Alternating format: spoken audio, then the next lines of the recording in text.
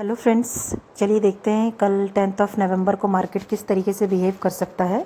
आज तो निफ्टी ने काफ़ी जो है रुलाया है ऑप्शन बायर्स को, मतलब कि रेंज में ही रह गया। अगर आप 5 मिनट का चार्ट देखेंगे तो ये जो आप है ना, एक चीज़ जो भी नए हैं मार्केट में, जिनको अभी 6-7 महीना ही हुआ है या फिर 1-1.5 साल भी है और स्ट्रगल चल रहा है अभी भी, तो देखिए ये जो इस तरीके की जो कैंडल्स होती है ना, हमेशा ध्यान रखिए ये कैंडल्स आपके एसएल हिट करने के लिए आती हैं।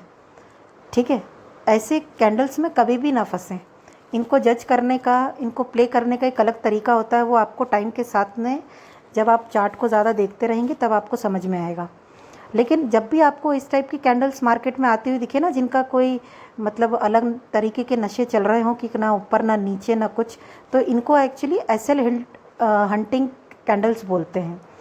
और जब तक कोई प्रॉपर एक पैटर्न ना दिखे और कैंडल्स आपके अकॉर्डिंगली जो एक्चुअल में कैंडल्स होती हैं वो ना ब्रेकआउट या ब्रेकडाउन दे रहे हो, आप उस इंडेक्स में जाइए मत। अब आप देखिए बैंक निफ्टी में, देखिए बैंक निफ्टी की कैंडल्स और निफ्टी की कैंडल्स में आप आज एक जाकर के डिफरेंस चेक करिएगा कि किस तरीके से मार्केट चल रहा था आज। इसलिए बैंक निफ्टी ज़्यादा प्रेफरेबल था। मैंने अपने इंस्टा पर भी सिर्फ बैंक निफ्टी का ही एक अपडेट डाला था और कल मैंने आपको बताया था कि ये बैंक निफ्टी में अगर आप देखेंगे तो बैंक निफ्टी में एक ये फ्लैग एंड पोल का भी कंस्ट्रक्शन हुआ है। ठीक है, अगर आप इसे देखेंगे तो। लेकिन फ्लैग एंड पोल में हमेशा ध्यान रखिए, अगर टारगेट का 50% आ जाता है और बाकी का 50% चाहिए तो हो सकता है वो रीटेस्ट करने के बाद आए, और ये जो आपकी बेस लाइन होती है फ्लैग की, वहाँ तक भी कई बार रीटेस्ट करने आ जाता है।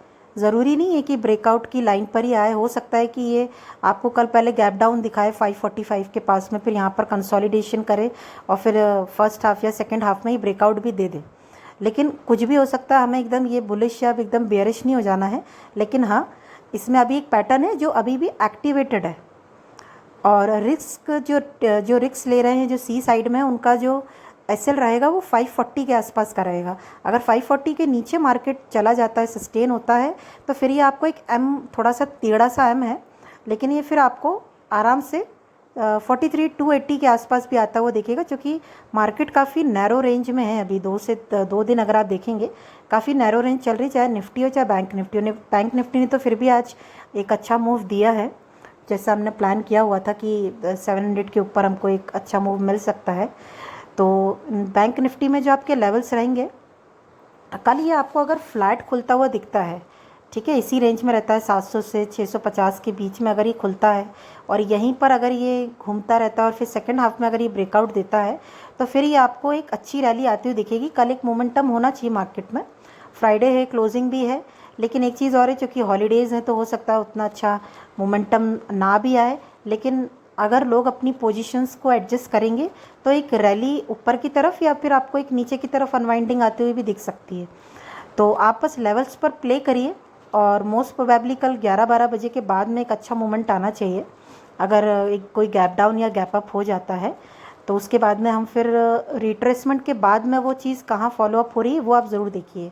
ठीक है, तो इसमें बैंक निफ्टी में जो आपका सबसे अच्छा लेवल है शॉर्ट के लिए वो है 43,540 के नीचे आप इसमें शॉर्ट कर सकते हैं। और अगर आपको ये फिर से कल 43,700 के ऊपर सस्टेन करता हुआ मिलता है तो आप इसमें 540 के एसएल से अपना एक लॉन्ग पोजीशन क्रिएट कर सकते हैं, जो कि आपको 877 और फिर 950 44,000 तक की ओर लेके जा सकता है।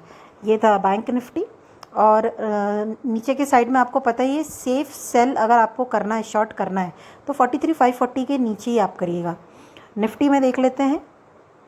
निफ्टी में अगर आप देखेंगे, निफ्टी ने आज जाते जाते एक ब्रेकडाउन ज़रूर दिया, लेकिन क्लोजिंग 400 के ऊपर आई है। कल अगर ये फिर से कोई छोटा सा फ्लैट खुलता है और फिर से 420 की ओर अगर ये जाता है, तो आप मान के चलिएगा कि आपको बैंक निफ्टी में भी एक रैली आती हुई दिख सकती है। अगर ये किसी वजह से गैप डाउन खुलता है और 380 का लेवल अगर ये ब्रेक कर देता है, तो 350 और 330 तक के लेवल रहेंगे। आई वुड सजेस्ट कि 5 मिनट की कैंडल को आप होने दीजिएगा, फिर वहाँ पर देखिएगा क्या वो फॉलोअप ले रहा है, या फिर एक छोटे से रिट्रेसमेंट का वेट ज़रूर करिएगा। रिट्रेसमेंट के बाद अगर वो दोबारा से वही डाउन ट्रेंड दिखाता है तो आप एक अपना 10 से 15 पॉइंट्स के एसएल के साथ ना आप शॉर्ट में रह सकते हैं। सबसे बड़ा ब्रेकडाउन आपको 330 के नीचे मिलेगा, जो कि 300 के को भी आराम से तोड़ता हुआ दिखेगा आपको। अगर एक बड़ा मूवमेंट कल मार्केट में आता है तो इसमें आपको गैप्स भी दिख रहे होंगे, क्योंकि अगर आप देखेंगे तो ये यहाँ पे काफ़ी बार सपोर्ट ले चुका है 330 पे। ये अगर टूटा तो ये डेफिनेटली अपना गैप फिल करने के लिए आ सकता है, क्योंकि 270 तक का लेवल है। तो ये था मेरा व्यू निफ्टी बैंक निफ्टी के लिए। Thank you.